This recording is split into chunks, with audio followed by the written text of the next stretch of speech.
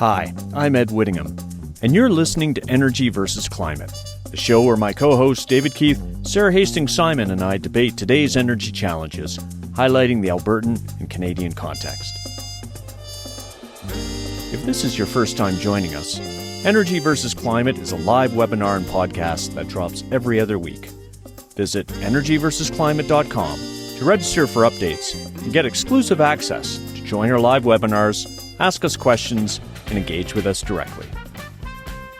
On today's show, when it comes to our transportation system, decarbonizing aviation is a very expensive ton of CO2 to go after. But potential solutions abound, including lower carbon liquid jet fuel, electric planes, hydrogen, and more energy-efficient aircraft.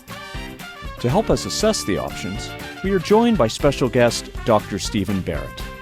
Dr. Barrett is a professor and department head of Aeronautics and Astronautics at MIT, where his research focuses on helping aviation to get to zero environmental impacts.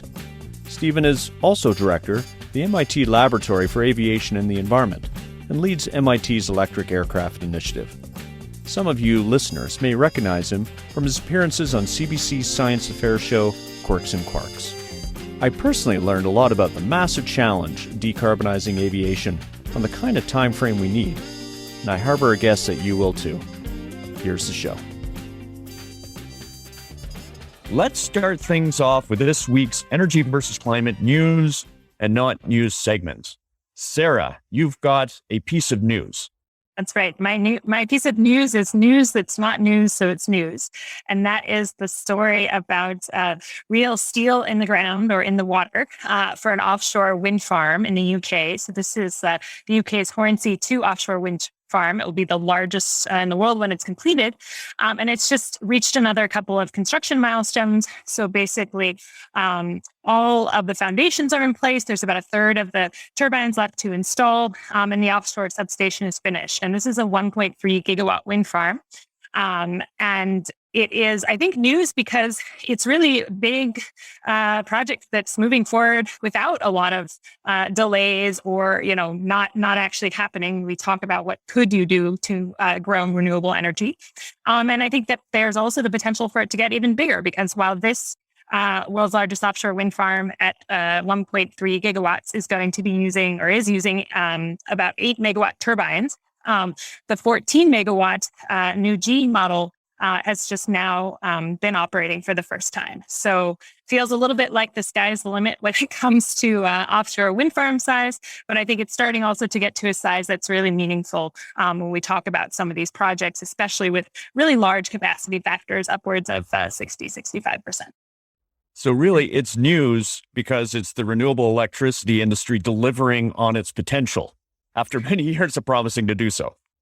Yeah. And projects moving forward in a world where we sometimes like to talk about big projects, not happening. Yeah. Steady increase in capacity factors and steady decrease in cost of offshore, especially. And I think that, to me, is the bigger part of the news because offshore was very expensive and it's really coming closer to conversions. Well, I'd love to see the CEO has the news conference saying, see, we told you so. Now wait for the next one. All right. Well, I've got a piece that's not news.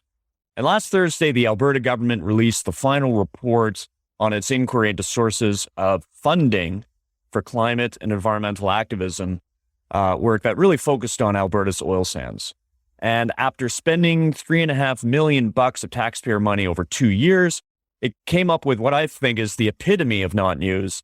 And that is the finding that a whole bunch of environmental NGOs got foundation funding from both sides of the border to run oil sands, climate, and pipeline campaigns, and they broke 0 laws by doing so. Now, I know that the commissioner of the inquiry, Steve Allen, knows it's not news because I told him exactly that over a coffee in the summer of 2019, and that coffee only cost the taxpayer all of $3, not $3.5 million. But on a more serious note, given some of the wildly divergent and differing coverage of the report in the media, and largely between left and right wing media that I saw, and of course the usual Twitter rants, I'm worried that the report, and as silly and as I think as wasteful an exercise as it was, it puts us further down the path of conflict between the right and the left on climate. And I think this is at a time when we need fewer divisions, not more. And I'm worried that this thing has just created more divisions. So bit of a tongue-in-cheek segment, not news given this finding, but it does still trouble me and I'm worried about it. I was really shocked by some of the comments coming out of Alberta cabinet that really, conceded nothing was illegal, but really wanted to say that it was just wrong for Albertans to be taking money to oppose the oil sands, and it kind of saying with strength that this is purely a Alberta decision. And the answer is it's not purely Alberta decision because we live on one planet with one atmosphere. It's just complete nonsense to say that. And it is reasonable to say Alberta has things it needs to protect and jobs to protect. But to just make a statement as bold as that this late in the game struck me as pretty troglodytic, which is not a word, but yeah. And I would contrast that with a really interesting new project out from Amy Westervelt called Rigged, which is a really well-researched website and archive on the history of corporate-funded disinformation. In this case, more focused on the US, but I can imagine that many of those things would apply in Canada as well, too. So quite a contrast between the findings there and the lack of findings in this case. Yeah, it's interesting around that, the inquiry. And it's a story, let's be frank, it's been around for 10 years. When I talk to journalists, with the exception of talking to National Post journalists, which, by the way, a study, our own National Post, found that it has the most anti-climate bias coverage of any publication in the Anglosphere over the last 15 years. But when I talk to any journalist, they would say, point out the sheer hypocrisy to begin with. So transboundary international support for conservation issues is bad, but capital markets should have no boundaries, and therefore capital flowing in from all sorts of places to develop the oil sands is good. And I think we need to get away from that just complete false dichotomy of good versus bad. Well said. All right. Well, let's launch the poll and let's bring our guest, Stephen Barrett, into the conversation. By 2030, total global emissions from aviation will be, you have choices, higher than they were in 2019. We are, by the way, using pre-COVID, sort of the last year of, let's say, stabilized aviation industry operations. Higher than they were in 2019, lower than they were, largely unchanged. So tell us what you think as you're doing. So Stephen's going to help us just understand some of the basics of aviation decarbonization. So Stephen, let's put things in perspective around the gravity of the challenge. So what kind of contribution does aviation make to annual global emissions? And then therefore, by extension, is it really an area that's important that we should be focusing on? Yeah, and like many things in engine climate, it's a matter of perspective and timescale. So if you took a sort of limited short-term perspective and said, well, I'm just looking at the emissions only of CO2 and only today, then the answer is something like 3% of global CO2. And from that, you'll conclude, well, probably not that big a deal.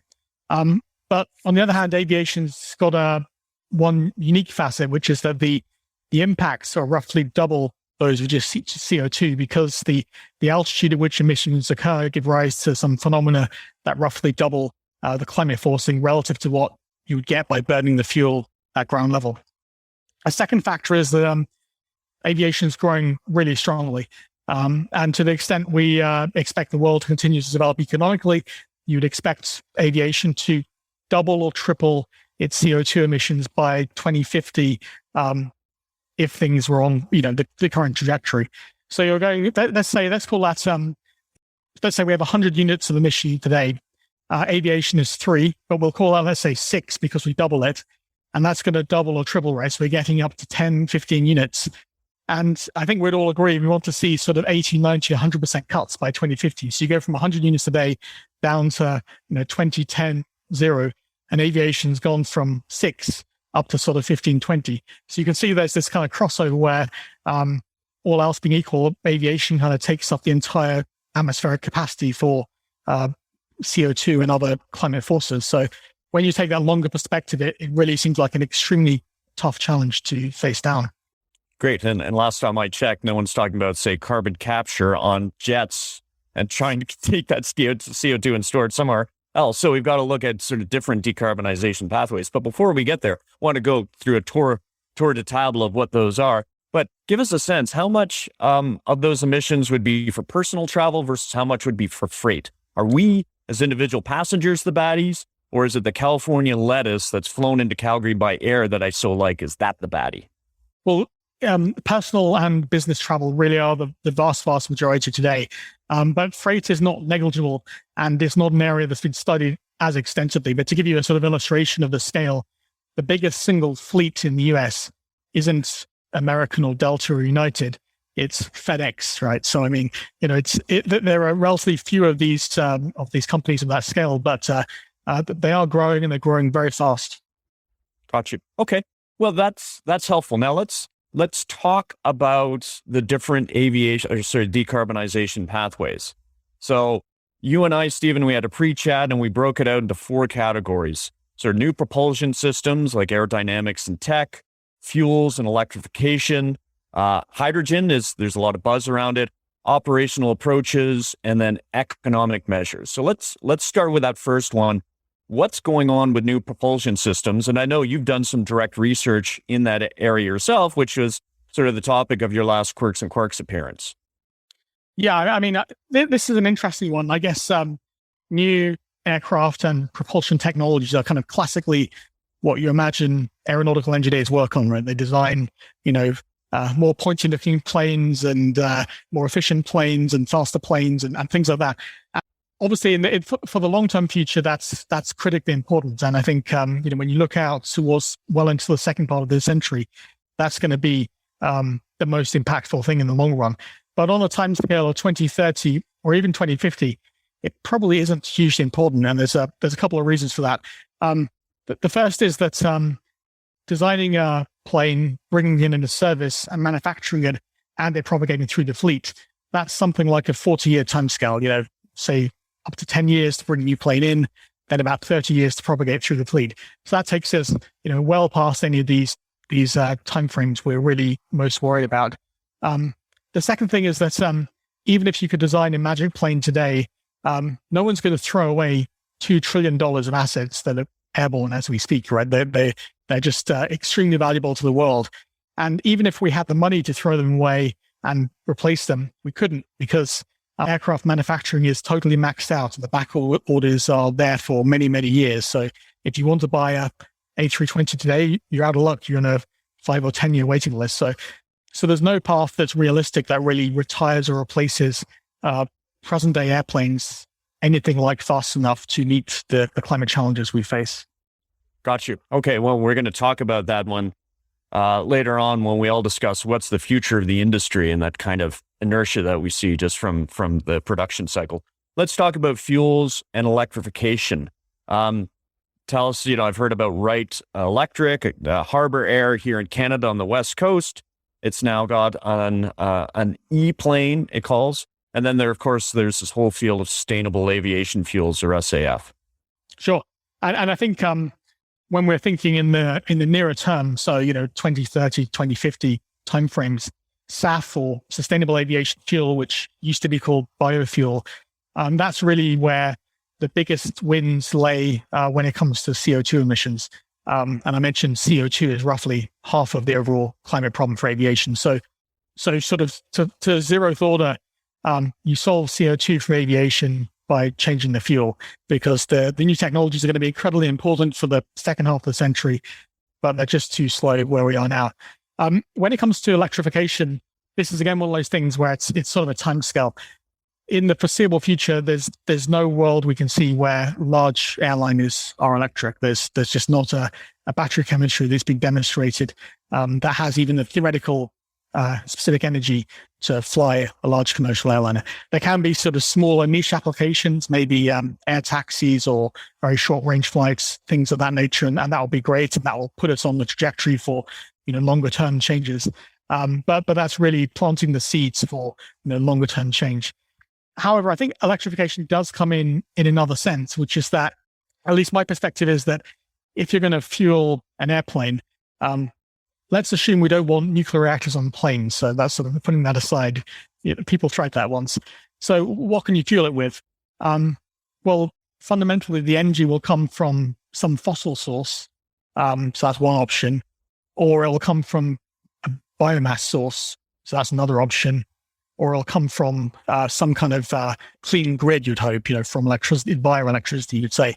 So let's say we rule out fossil. So that leaves burning biomass that's been converted into fuel, or creating fuel from clean electricity, or some combination. And the biomass is where the industry is going in the near term, and that makes sense. It's the cheapest way to make fuel that is sort of at least a lower carbon. But at least the studies I've been involved in say there won't be enough biomass in the world to fuel all of aviation. Realistically, maybe it's a quarter or a half. It depends on the assumptions. But essentially, we've ruled out fossil for the future. There won't in the long term be enough biomass. So all we're really left with is relying on the grid and using electricity by whatever mechanism to create to put into some energy carrier for aircraft. So in a sense, Elon Musk was right that the future of aviation is electric, just because there's no alternative, but probably not in the sense of having batteries on the planes, in the sense of having some kind of electric fuel on the plane. And that's sort of really the inevitable conclusion you draw when you look at the scale of the challenge we face. And I think that raises real questions for the rest of the energy sector is how we meet that challenge. So we're not going to switch jet fuel to direct electricity and have battery stacks on planes. We're not going to have nuclear reactors, like I said, CCS, but then talk about hydrogen. So that's what you're talking about, is using electricity to produce hydrogen. Not necessarily. I mean, I'm saying I think inevitably we have to use electricity to create any fuel. And then, if you have clean electricity, you can make many kinds of fuel from it. You might do direct air capture to get carbon from the atmosphere, and in a sense, use the carbon as the carrier to hang some hydrogen off, and then you create a synthetic fuel that's pretty much the same as you have today. That looks pretty attractive in many ways. It's proven to be safe. Aviation's profoundly safe now. We're not going to want to back off on safety. It's got a lot of technological advantages. You could make it carbon neutral with clean electricity, but you could say, well, why don't we try other fuels? And one of the other fuels, as you mentioned, is hydrogen. And in some sense, it's not really an either or, because if you want to make synthetic fuels at large scale, you're going to create hydrogen at massive scale in any event. So, all futures for aviation require vast amounts of hydrogen. Whether it's biofuels, you need loads of hydrogen to put into the processing of that. Whether it's synthetic electrofuels that look like today's fuels but are made from electricity, you need loads of hydrogen to put into that. Or maybe you say, well, just burn the hydrogen on its own. And that has some pros and cons. One of the big pros is that it costs less energy to make the hydrogen per megajoule of hydrogen in the plane than it costs to make the synthetic fuel. Maybe it's a third less, depends on estimates. So you might say, well, let's spend less energy and make the hydrogen. On the other hand, the plane probably burns about 20% more energy when it's a hydrogen plane, because the fuel is volumetrically bigger and makes the plane draggier. The tanks are heavy and things like that. So in some sense, it's just a sort of economic balance as to which one is more effective overall. It's not fundamentally that different. It's, both could be carbon neutral, and both do rely on electricity, in my view. Gotcha. Okay, well, let's go through these last two categories and bring David and Sara into the conversation. So the third one is operational approaches.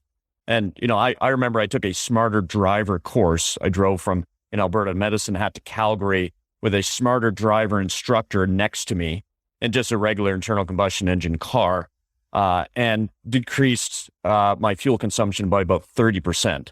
Is there an equivalent for aviation?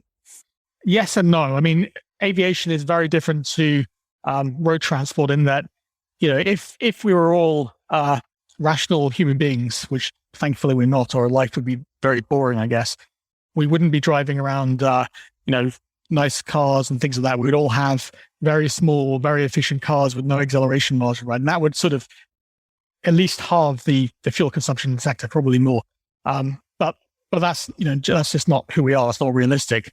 But in the case of air travel, the planes are pretty well optimized. I mean, there's very little left you could possibly do. The whole industry has been strongly aligned with mitigating fuel burn for decades and decades.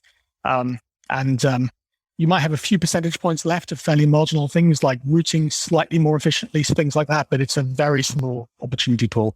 Still worth tackling and still important to do because, it's free gain in a sense when it comes to climate.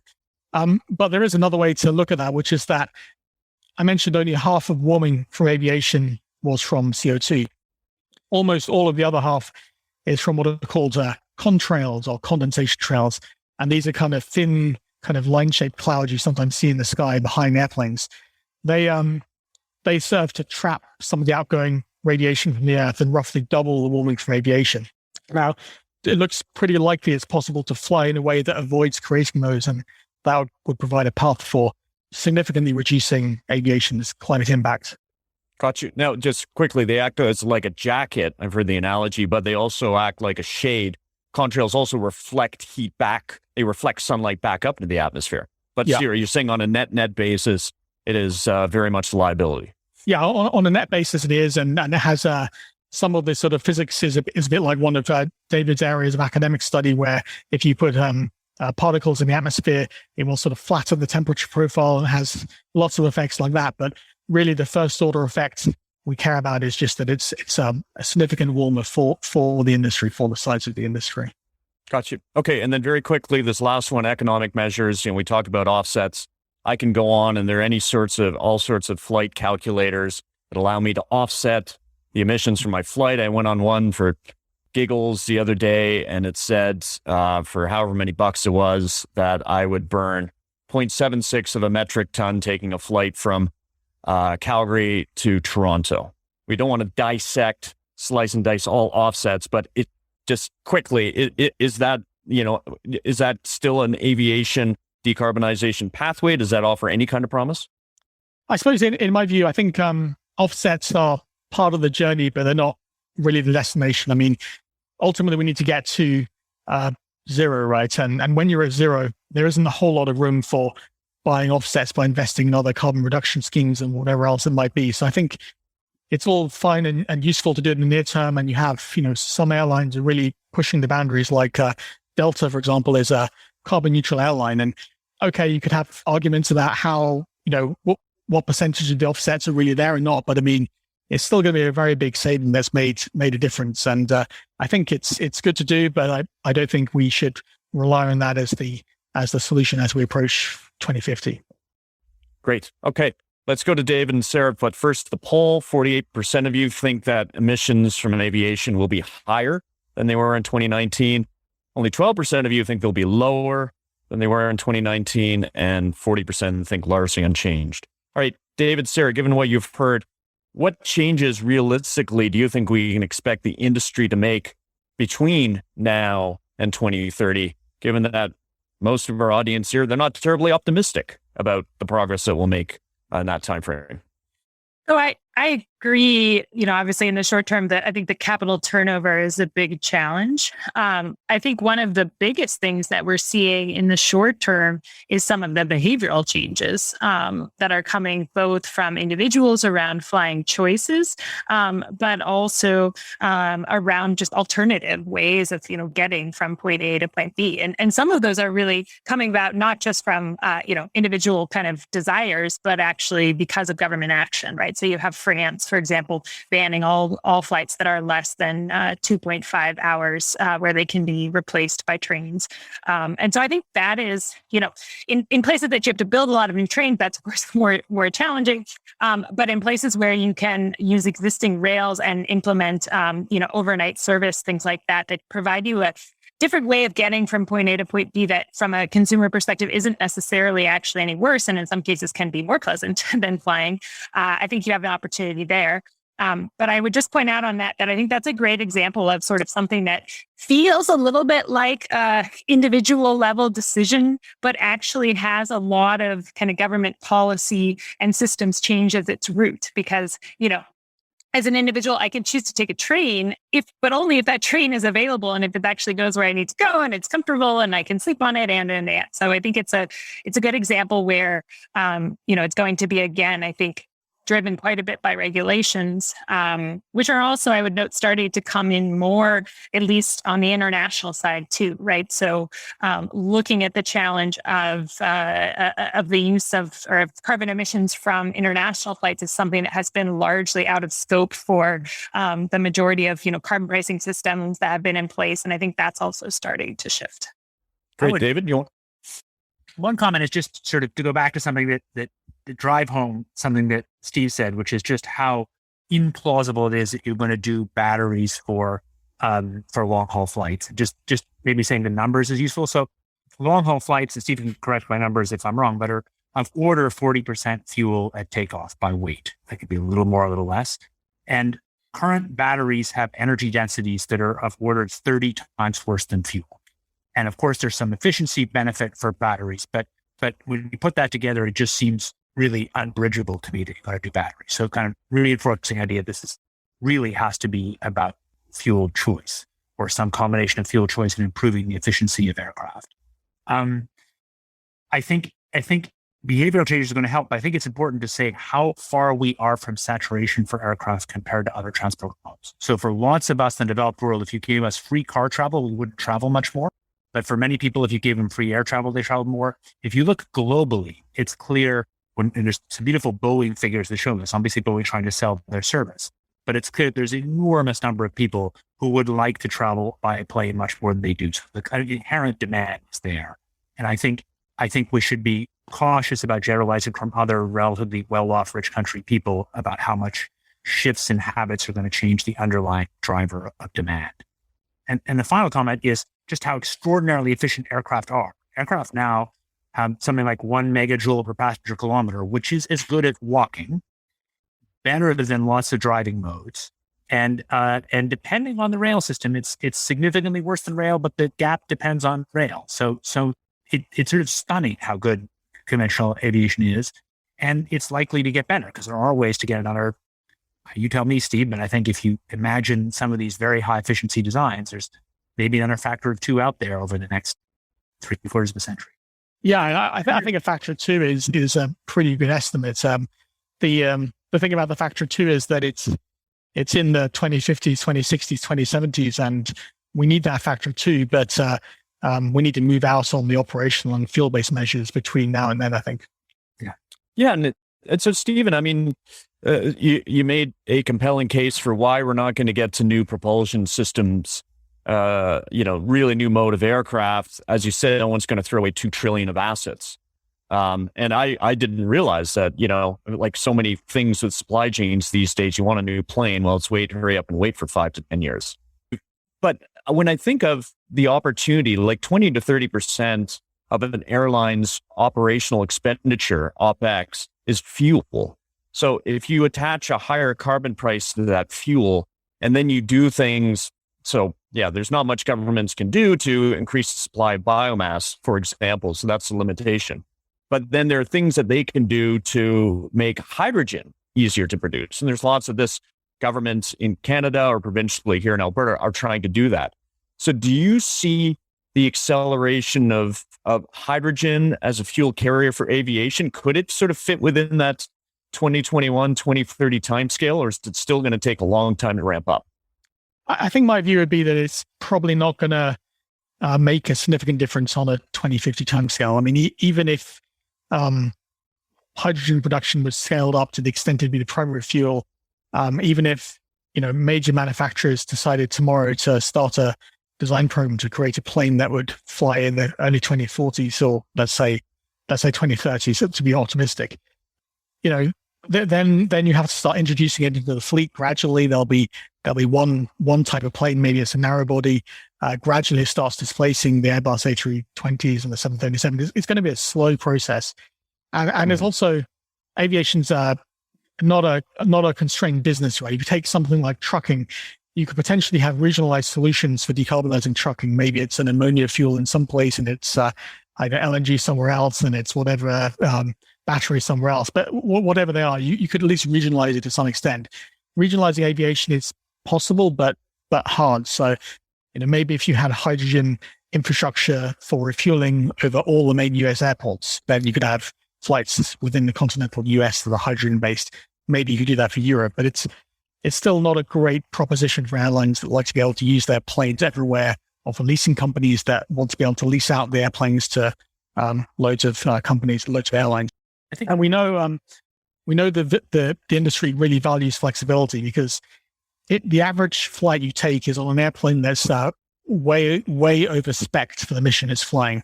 So the average flight is something like 1,000 kilometers or a bit more than that.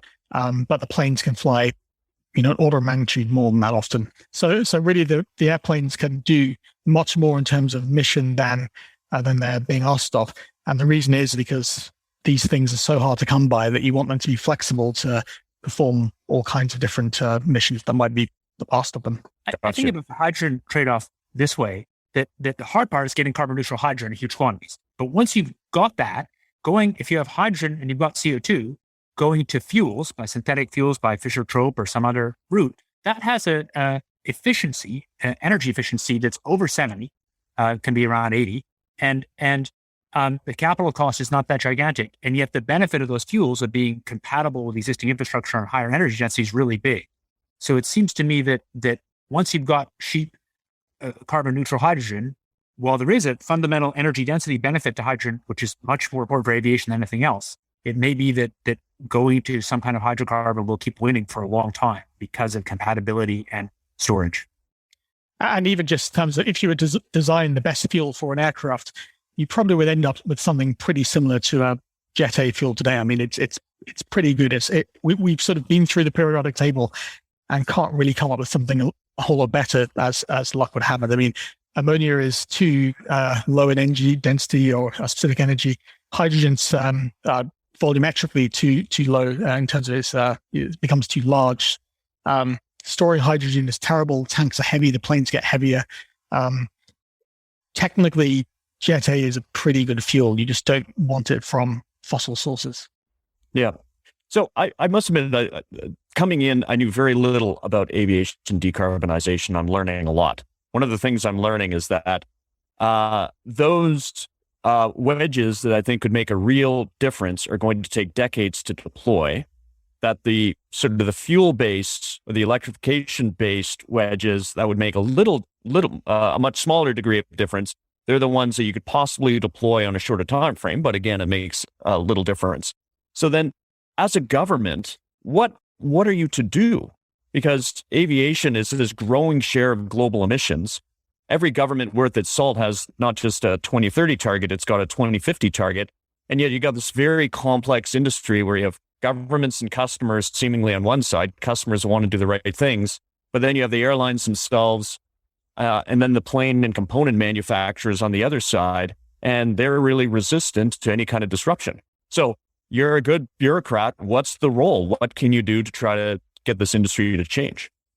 Yeah, I mean, I think there's a lot of will out there to make change, especially within industry. In the past 2 years, there's been a sea change in the appetite to approach change and approach it quickly. So I don't think, unlike a few years ago, willingness within the manufacturers or the airlines is actually that much of a problem.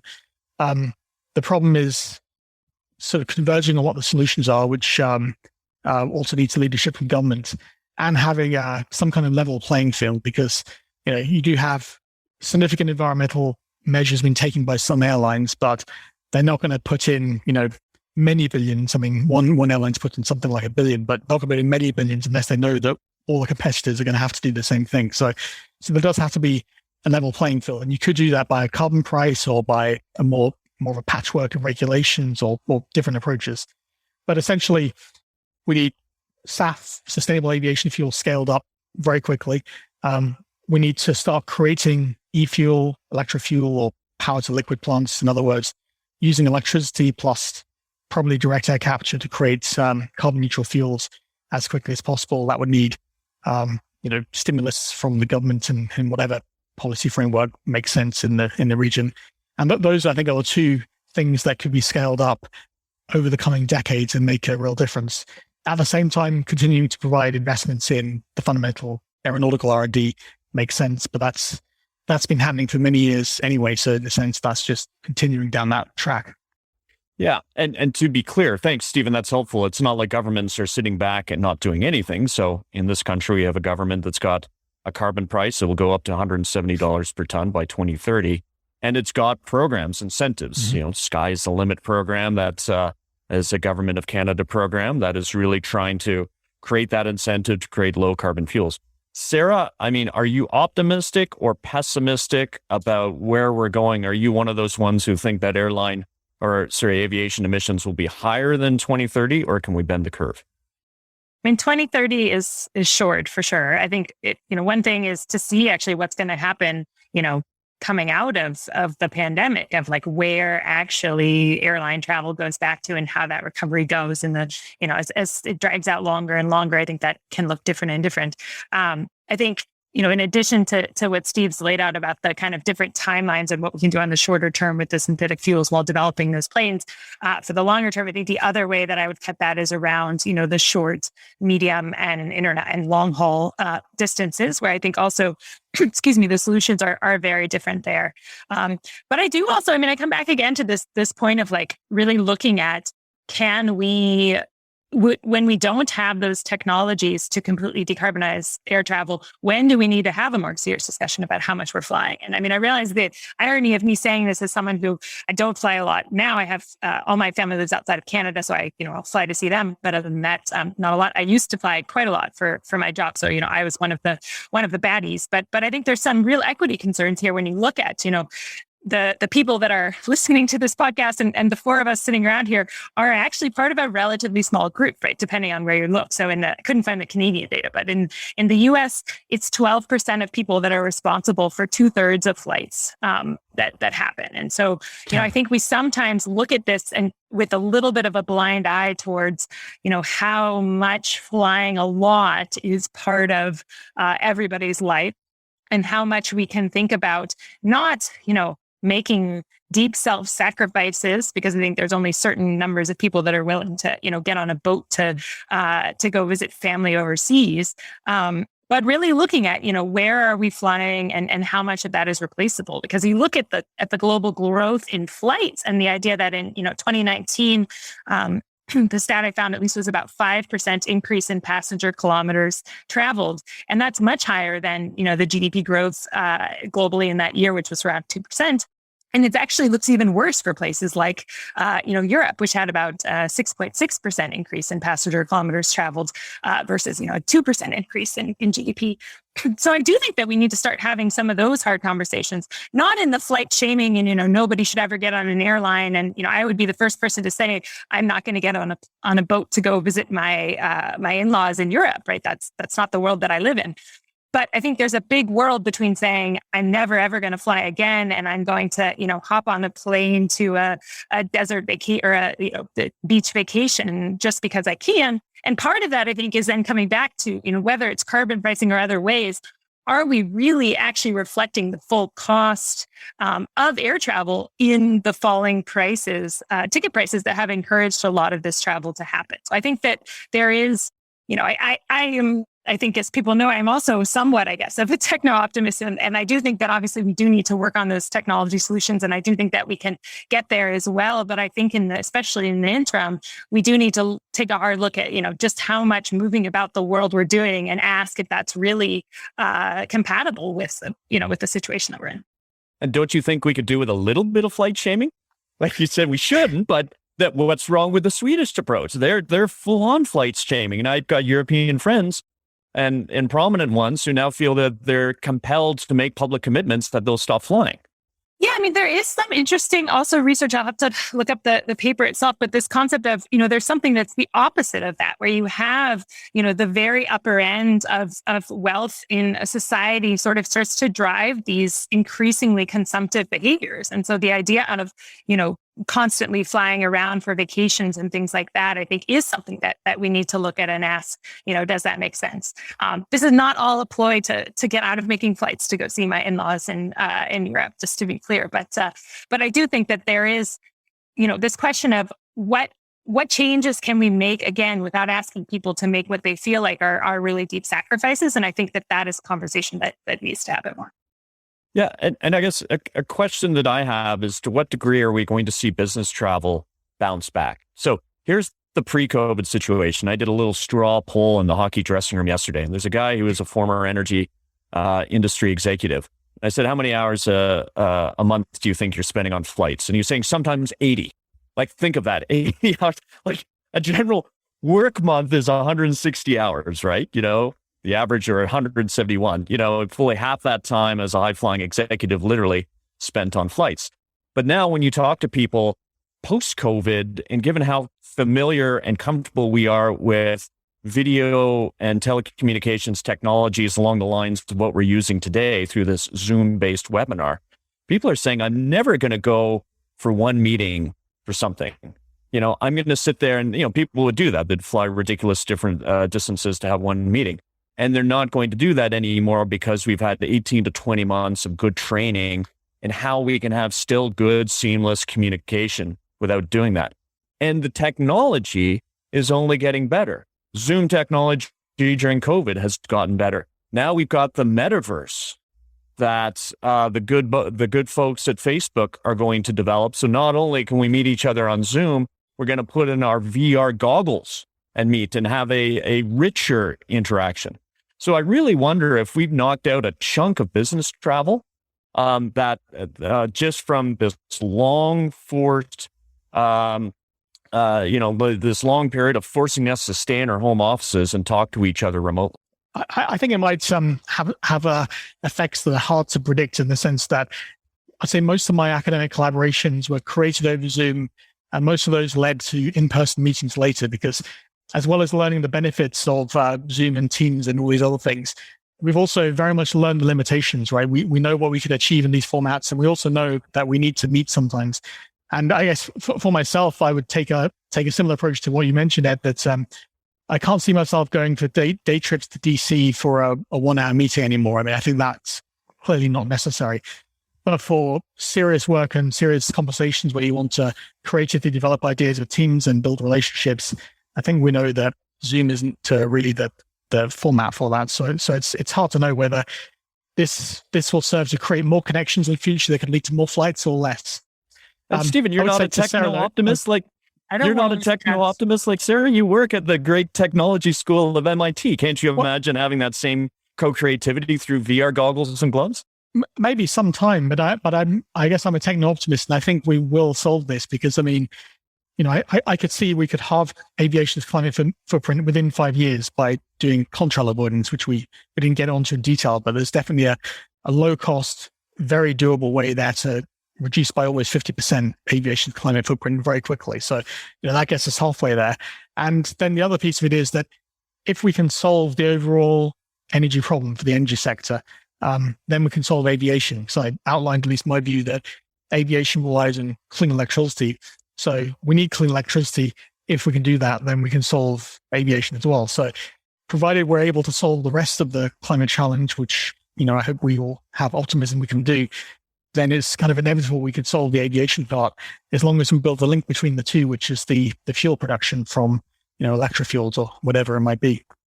I want to ask about the Contrails thing, because we brought that in early, and we just ended up talking about the fuel burn. But 50%, that equivalent of 50% cut in 5 years is a giant thing. And I guess I really want to get a sense from you, Steve, of how plausible that is, what you think the barriers are, or what do you think it would mean if we do that? How does that, frankly, open up a kind of different view of climate where short-term forcers and reinforcing are part of the game? Yeah, I mean, I think it's very, very plausible. There've been a lot of computational studies that suggest you could eliminate almost all of the warming contrails for something like 1 or 2% of fuel burn penalty. And we're now in the final stages of preparing a trial with a major airline to demonstrate that. And there are also some new capabilities that the world has that we didn't have 10 years ago that make it much easier. One is machine learning, which means solving, in particular, identifying contrails is much easier than it used to be before. And the other is sort of high-resolution geostationary satellites, like NASA goes west and east, where we can almost in real time see the contrails forming, use machine learning algorithms to identify them, and then put out advisories saying avoid this contrail forming part of the airspace. And so I think it's very doable.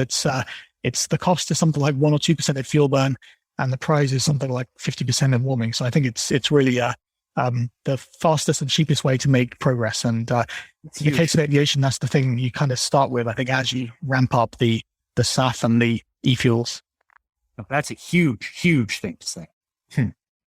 All right, let's get to the Q&A portion. We've got 15 minutes left today. So the first one, and Roman, apologies if I mispronounced your last name, Zombak. Stephen, can you talk about the best e-fuels candidates, especially from an onboard feasibility? And if you can, this is for bonus points. kind of list from least expensive up to most expensive or most challenging? I think the highest priority one is what what Romans called e-kerosene. In other words, a synthetic version of current day fuel, because that way it can go into the existing refueling infrastructure, the existing airplanes.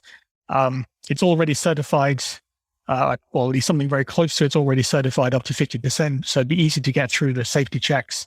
So you could make a difference very quickly by scaling that up. Going for something like ammonia has a lot of challenges. I mean, for example, ammonia slip would likely have detrimental effects on air pollution by increasing ammoniated sulfate compounds and ammonium nitrate in the atmosphere. So that would be a downside, and probably there'd be ammonia leakage associated with that. It's also not great in terms of the specific energy. So you'd have challenges of just flying far enough. It's not the nicest substance to handle, so there'd be safety challenges associated with it. So I can't really see any real benefits for aviation in going to ammonia. Other sectors that you could argue a different case, for example, shipping, you can make a case there that's a bit different.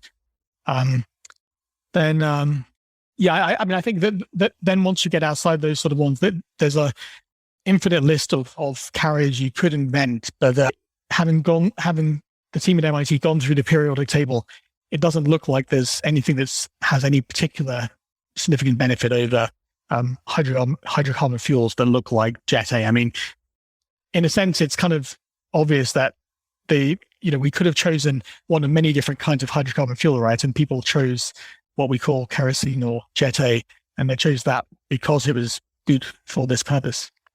All right, let's go to our second question. Thanks, Stephen.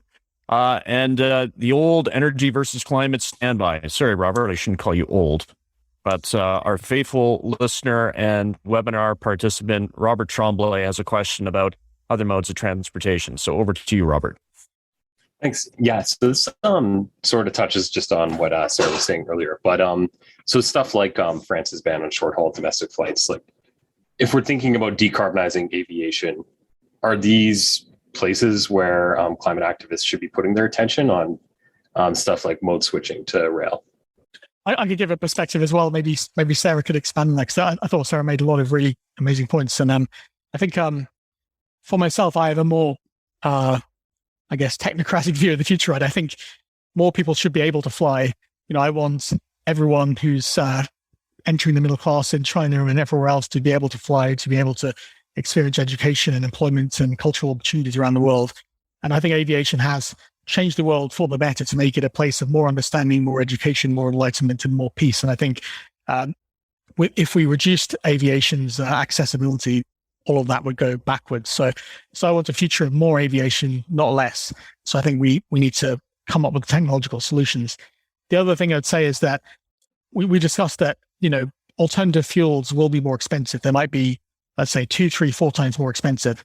And that will pose an accessibility challenge, but the world is getting richer. And aviation has thrived in the past when the fuel has been much more expensive, more than double the price of today. So we know that the industry can thrive and grow at a much higher fuel price. And that's in part because elasticity for demand for aviation is pretty low. People will still fly even if the fuel price is double or more.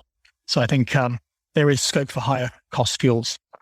Yeah, maybe just 2 quick thoughts on that. I think that on the first point, to me, one of the questions is a more equitable distribution of, aviation, right? And so this idea that there's a small portion of people that are doing the vast majority of the flying, I think is one place to look on that question of, flying more and less, and sort of what is the, what's a reasonable amount, I guess. I don't know exactly how to put that, but there to reduce demand, especially in kind of the shorter haul and domestic type situations where we're seeing a lot of growth.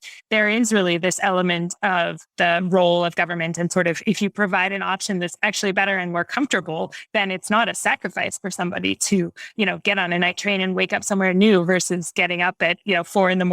as I used to do to go to the airport and have the unpleasant experience of flying and getting through security and all of that. So I think that's a key piece of it. I actually wanted to come to a second question that Robert had also posed, but that I think it's maybe worthwhile going through. Maybe I'll put it to David. But this question of how do you think of the carbon benefit, the CO2 math of using DAC to create a CO2 feedstock for e-fuels versus simply using DAC to, make the combustion net zero effectively? So sort of on the input side versus saying, well, we'll actually just sell a bunch of offsets and build these, big DAC farms like are emerging in Iceland, and that will be the solution. There's a beautiful phase diagram you could make if you plot the oil cost on one axis and the carbon cost on the other. That's in this Carbon Neutral Transportation Fuels paper I did a long time ago. And it's easy to show. There's this sort of phase diagram where, at the very low oil cost place, then just DAC is offset works or whatever it is. And at the higher price, you make synthetic fuels. And you can see that there's a trade-off point in the middle. I personally think the case for synthetic fuels is not just that. I think there's a bigger case, which is about the global distribution of the underlying energy that's making the fuels. And my view is the environmentally compatible way to make the fuels is going to be solar. And that's going to be in places that isn't evenly distributed. It's more in sunny places in the south. And that's where you're going to want to make the fuels. So I think that's part of the reason that I think going to fuels, whether it's hydrocarbons or other fuels potentially, is going to be so important. A question I have that, David, you might know the answer to is one worry I have with the idea of burning fossil jet fuel and then using DAC to offset it is that are we then using up the global reservoirs of capacity to then sequester CO2 in the future? Assuming we'd like to, over the next few centuries, restore the planet by gradually removing CO2, and should we avoid using up those reservoirs, or is that sort of just not a concern?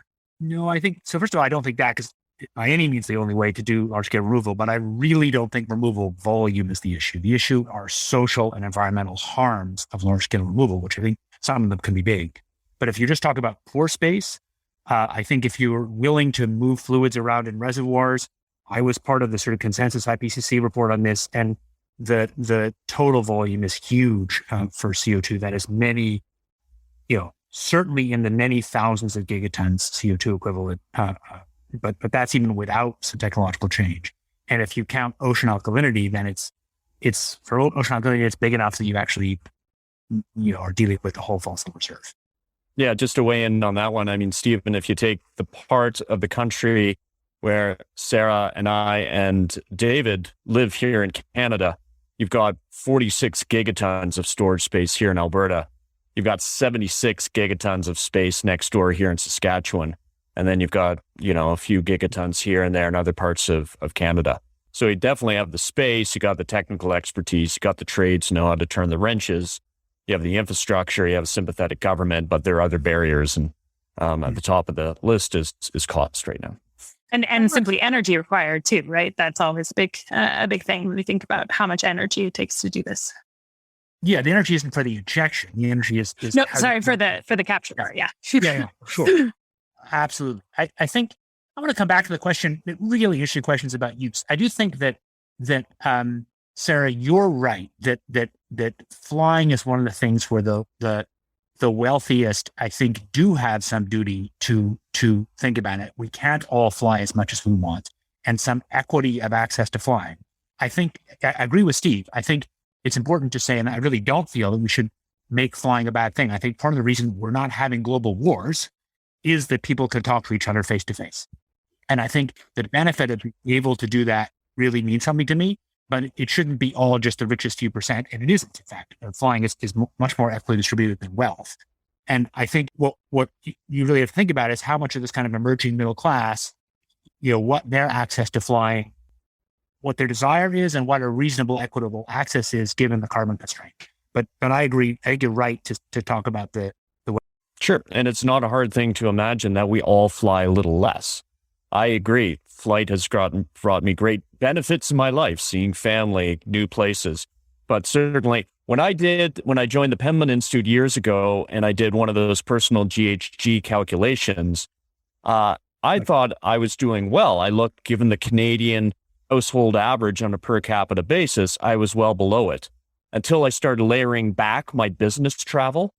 And then that blew it away. And next thing I know, that 3/4 of my GHG footprint comprised of those flight-related emissions.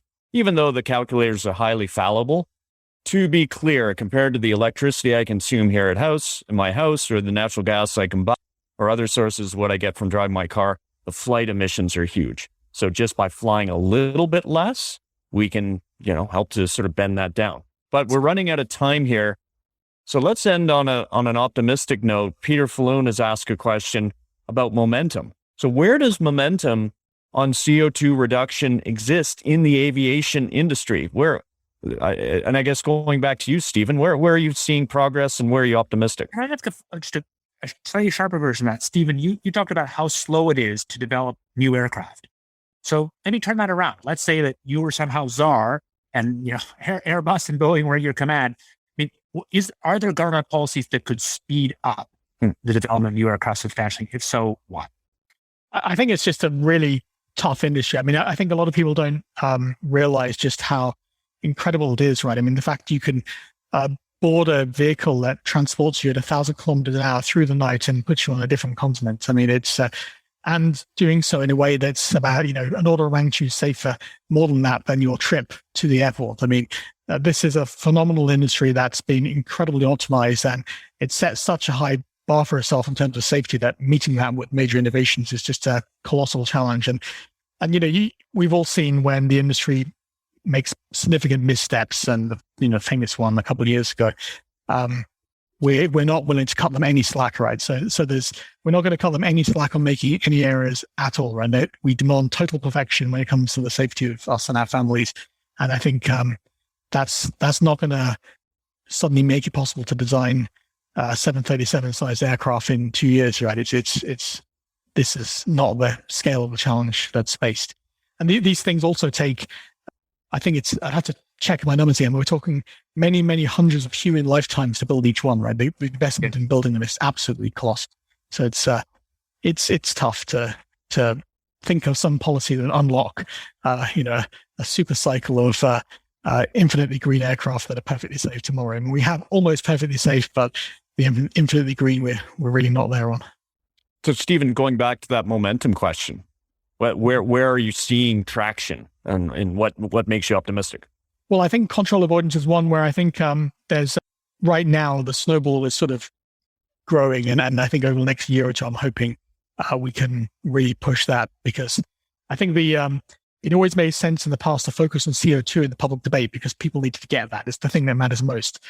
But now everyone understands that, or everyone who's going to understand that, I think, understands that. And now it makes sense to start looking at other things. In some sectors, it's methane. In aviation, it's contrails. And in the case of aviation, that's half the problem, and we could solve it probably within 5 years. So I think it really makes sense to push on that. And then I think scaling up sustainable aviation fuels and hopefully moving towards demonstrators for e-fuels are the areas where things are moving. And if you take those things together, SAF, e-fuels, and control avoidance, if the energy sector can solve the problem of a clean grid, which is a big if, then you have a solution for aviation. Great. Good note to end on, and direction back to Robert Tremblay. What can we focus on as consumers? SAF, contrails, and e-fuels. That's where we can push. Thanks. So a big thanks to Stephen Barrett for joining us today. I learned a ton, and I would harbor a guess that everyone tuning in today did as well. So thank you very much. Thank you. Our next episode is going to be in a couple years. Slip. Yeah. A couple weeks. And we're looking at doing a special topic about looking at careers in energy transition. We'll be sending something out shortly that gives you a little bit of direction about what we're looking for, and you can help. When you go on to a thing like Apple Podcasts, rate us. That really helps us to get the word out. So let us know what you think. Support us at energyversusclimate.com using our donate function. We're grateful for all support. Take care, everyone, and see you next time. Thanks for listening to Energy versus Climate. The show is created by David Keith, Sarah Hastings-Simon, and me, Ed Whittingham, and produced by Eva Voinigescu. Mika McFarlane provides webinar support. Our title and show music is The Wind-Up by Brian Lips. Sign up for updates and exclusive webinar access at energyversusclimate.com. Interact with us live every other week and subscribe to the podcast on Apple Podcasts, Stitcher, Spotify, or wherever you listen.